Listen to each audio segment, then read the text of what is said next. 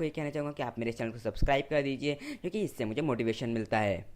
पहला प्रोडक्ट है वो है गेट कीपर। गेट कीपर के नाम से आपको ये लगता होगा कि ये कोई आपका गेट का सिक्योरिटी लॉक टाइप से है, लेकिन नहीं दोस्तों, ये बेसिकली आपका पीसी का सिक्योरिटी लॉक है। यानी कि आप अपने पीसी को इसकी मदद से लॉक कर सकते हैं या अनलॉक कर सकते हैं, जैसा कि आप लोग अभी स्क्रीन पे देख सकते हैं। इसकी सबसे बड़ा मेन एडवांटेज ये है कि आप इसे, ये बहुत ज़्यादा पोर्टेबल है और आप इसे कोई कीरिंग वगैरह में भी लगा सकते हैं। इसका एक और प्लस पॉइंट ये है कि जैसे ही आप इसे अपने पीसी से दूर ले जाएंगे तो आपको जो पीसी है वो खुद ब खुद लॉक हो जाएगा ऑटोमेटिकली। फ्रेंड्स, इसके बॉक्स की बात करें तो इसके बॉक्स में हमें डिवाइस मिलता है और ये एक बैटरी मिलती है, और आपको अपने कंप्यूटर पर एक सॉफ्टवेयर डाउनलोड करना होगा, जिसके बाद जैसे ही आप अपने कंप्यूटर या कीबोर्ड वगैरह के पास इसको ले जाएंगे तो आपका कंप्यूटर ऑटोमेटिकली ऑन हो जाएगा।